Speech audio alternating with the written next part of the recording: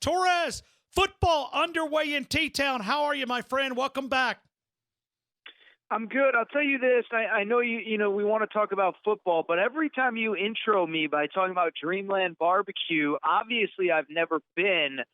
You just make my mouth water every time you talk about him, Ryan Fowler. All right, so let me ask you a question. You live there in L.A., right? Yeah, that's correct. Do they serve ribs out there?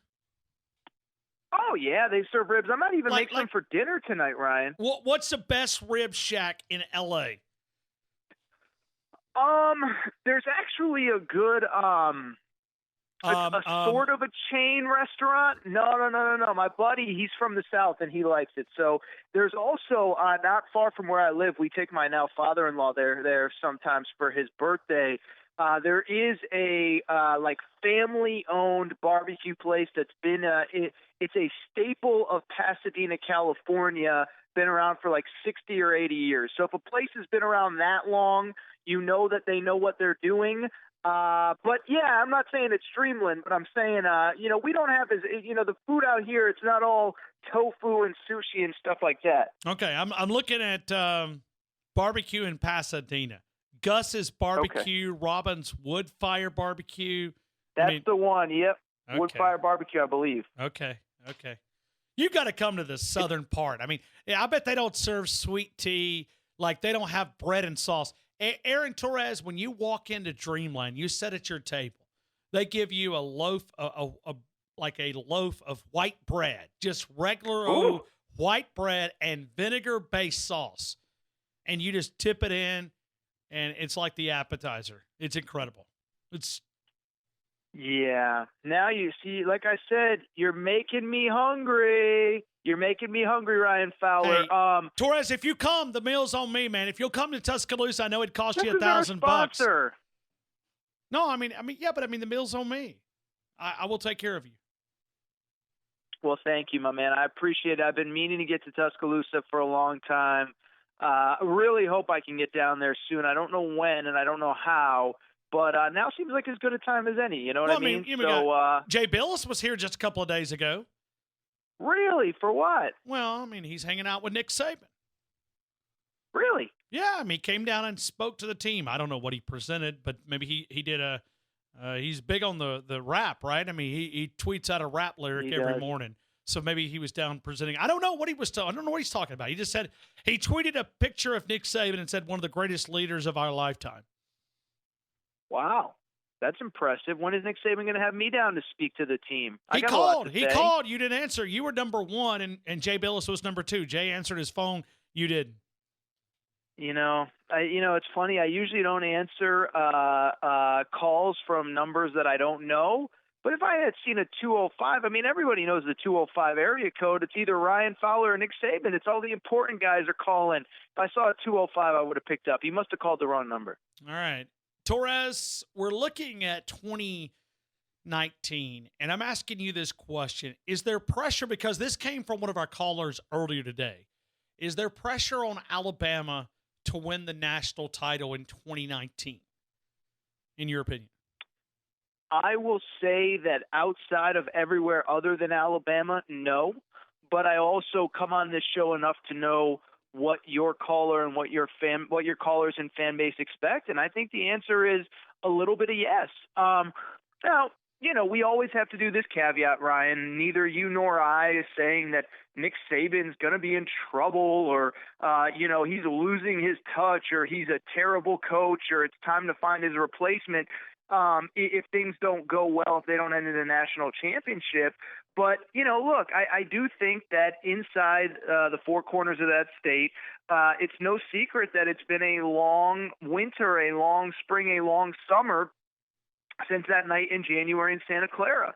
And I think the idea that, the SEC, Dabo Swinney said it yesterday, it is still manageable. Alabama has, by SEC standards, a manageable schedule. Not easy. They still have to play LSU. They still have to go to Texas A&M. They still have to play the tractor drivers from that other part of the state. But they don't have Georgia. They don't have Florida, at least until Atlanta. Tennessee should be a win. Most of the SEC should be a cakewalk. And so if you're talking about advancing to the SEC championship game where they're going to have a chance to go to the playoff, then yeah, I do think it would be a little bit of a disappointment. It's not must win. Nobody's criticizing Nick Saban. But like I said, I know the people that listen to this show and call in expect some changes from that night in January in Santa Clara. And so I'll be curious to see what the reaction would be, win or lose. I'm just frankly curious to see what the reaction would be. You know, I'm just about tired of Dabo running his mouth over in Clemson, South Carolina. You're the champ. Act like a champ. Quit crying around to every reporter that'll listen to you, crying about Alabama's schedule. You play the cupcake city of the – I mean, look at their schedule. It's a joke. Don't be throwing stones at the SEC. This is the best league in college football. Dabo, man, he likes to talk over in Clemson, South Carolina. You're the champ. Does he like to talk, or does he give? Let me play the devil's advocate in this situation, Ryan Fowler. We criticize all these coaches and players that they never say anything interesting, and why do we even put a microphone in their face? Nobody's going to say anything interesting. I don't think Dabo went out seeking to go after Alabama. But I also think the opposite can be true as well. If he asks a question, if he's being asked a question, there's nothing wrong with giving an honest answer, giving an answer that may be unpopular. You're an unpopular guy, Ryan Fowler, in some circles. There's probably people that don't like what you have to say on certain topics. But to me, the way the question was phrased, as best I can tell, was very simply, what do you make of people saying that Alabama was worn down by the end of the season by the SEC? It wasn't Dabo, getting on his Twitter feed or his Periscope feed and saying, hey, you know what I want to talk about today? Alabama. No, it was a story that was brought up by somebody in the media, and he gave an honest answer. And I know it wasn't a popular answer in Tuscaloosa, but I think it's fair. I think it's okay for Dabo Swinney to answer a question honestly. In a world where we want our coaches to be more honest, I don't have a problem with Dabo Swinney saying exactly how he feels, and I think there is some truth to it. Like I said a minute ago, last year, Alabama, first of all, what Dabo said was correct. Alabama was up so big on Ole Miss and Arkansas and everybody else, Tennessee, that they played last year, that Tua did get a lot of rest in the fourth quarter. The starters did get a lot of rest in the fourth quarter. And so, yes, the gauntlet is tougher than what Clemson had. Yes, the SEC championship game was like a third playoff game against Georgia, who you and I like to criticize, but they are a really good football program. But, I don't think what he said is unfair given the way the question was phrased, don't you? It's you're throwing stones and you live in a glass house, okay? You listen to the schedule. He's looking at Alabama's schedule and saying, well, they didn't wear him down. He didn't buy that narrative. You played Furman. Texas A&M was your best opponent. They took you to the ropes, and we can get to that conversation here in a couple of minutes. Then you played Georgia Southern, Georgia Tech, Syracuse, Wake Forest, NC State, Florida State, Louisville, Boston College, Duke, South Carolina, and then you played Pittsburgh, the winner of the Coastal Division, who ended up, 7-7? 7-7. That was the winner of the other division in the weak ACC. All I'm saying is, if you're going to throw stones, don't live in a glass house. Dabo lives in a schedule that's embarrassing for a national champ to be playing. It is this year. I mean, their schedule's not any better this year. They play Charlotte. Same thing, Alabama. They're playing Western Carolina. They played New Mexico State. It's these big boys need to step up, and Alabama is stepping up in 2020. They can't do anything about 2019, and neither can Dabo. But if you're going to throw stones, don't live in a glass house. I guess. I mean, it's hard to argue that their schedule is soft. And, oh, by the way, the one game that they played against SEC competition before the Alabama game, they almost lost to A&M, a team that, Alabama smoked. And so, look, I get it. I don't know, man. I don't think anyone would argue that Alabama's schedule isn't as tough as Clemson, but I'm still going to disagree with you, Ryan. Listen, Clemson's schedule is soft. I think that we need some more uniformity in college football. I think we need to figure out, 8 versus 9 games in conference. How many Power 5 teams do we have to play? Blah, blah, blah, blah, blah. But I don't think that Dabo Swinney's point was incorrect, which is that I don't think you can use the physical grind of the SEC as an excuse when most of the games your starters were out by the start of the fourth quarter. And oh, by the way, there is, of course, 3.5, 4 weeks between the end of the regular season and the start of the playoff. And so even in the playoff game, Alabama, got up big, and obviously they couldn't pull their starters, quote unquote. But I'm just saying, man, I don't think what his point was wrong. Now, you can have two things can be true at the same time. He can play a soft schedule, and his point also cannot be wrong at the same time. I just think that last year was the wrong year to pull that argument. If you're defending Alabama, I think last year is not the year to make that argument in a year where Mississippi State underachieved, in a year where Arkansas, who traditionally is usually pretty good, a bowl-eligible-ish type team, didn't win a single SEC game. In a year that LSU, while on paper looked really good, struggled against Alabama yet again. And so, I don't know, man. Torres, different note. Okay, let's pick on Dabo for a couple of minutes. Okay, no. I hear you. I mean, you're taking too many shots at my tide, and we don't like it down here. We gotta get you back in the front of the Grand Marshal of the Christmas parade. Okay, Aaron Torres right now with us, Fox Sports Radio, the Aaron Torres Sports Podcast. Dabo, a championship ring would probably be what, $350, $400, maybe $500. Kelly Bryant was a big part of that organization. Started the season for them at quarterback. Dabo quit on him, and then Kelly Bryant quit on them. Dabo says he's not giving Kelly Bryant a national championship ring. Right or wrong? I think it's wrong with the caveat of I actually see both sides. If you ask me to lean wrong or right, I would lean more wrong. I also just think, Ryan, there's sometimes in life where you just have to take an L, where you just have to kind of whether you like something or not, you just do the right thing and you move on. You and I always talk about, now that I'm a married man, sometimes there's times where I disagree with my wife where I just have to say, okay, you know what? Take the L and move on. This was a very easy public PR win for Dabo.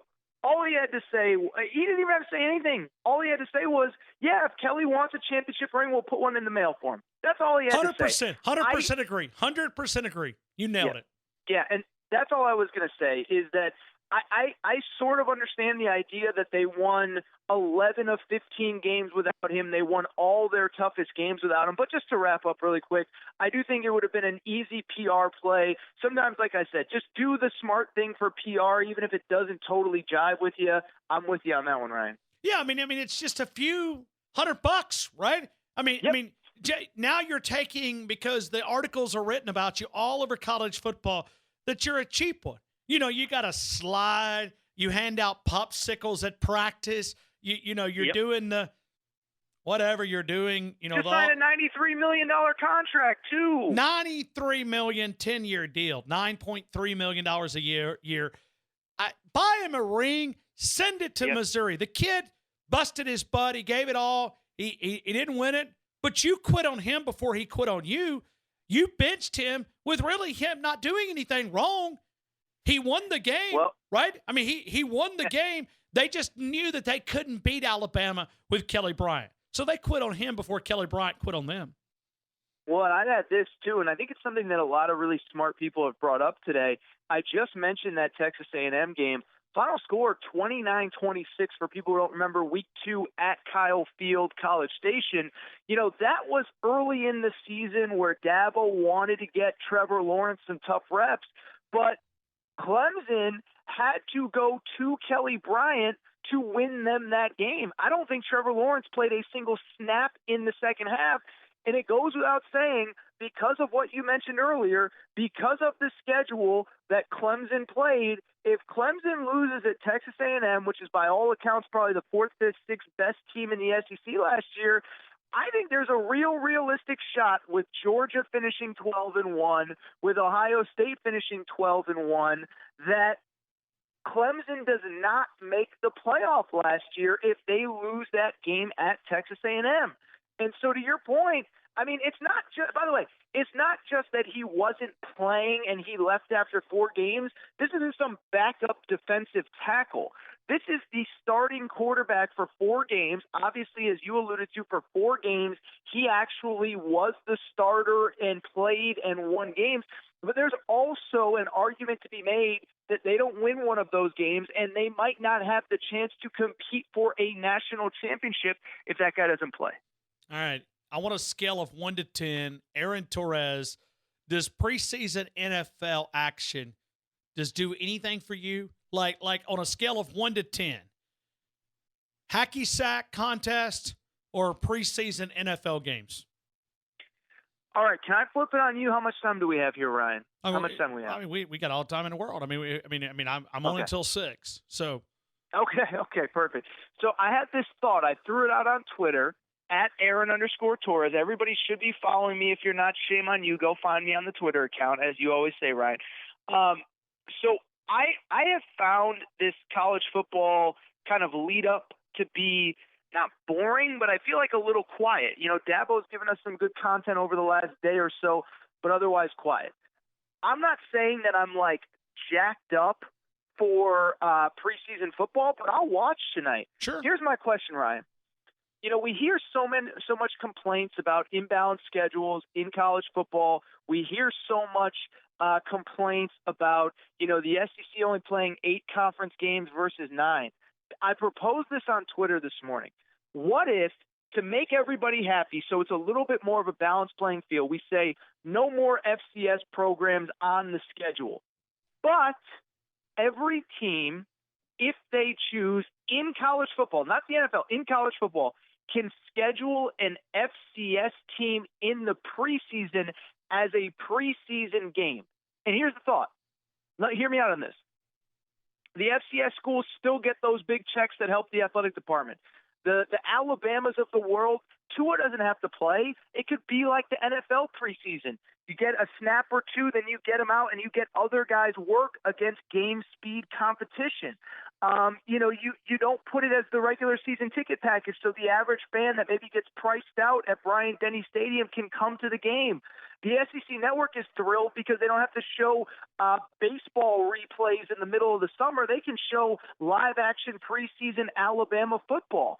By the way, the coaches get more reps. The players get full-speed reps. If you don't look good, you just say, well, our starters didn't play. So I know it was only the final score was 31-28 against some random FCS school, but our starters didn't play. Why is that a bad idea? What do you think about that as an idea, Ryan? I just thought of that off the top of my head this morning, and I want to know what you think. It's absolutely brilliant. It's brilliant.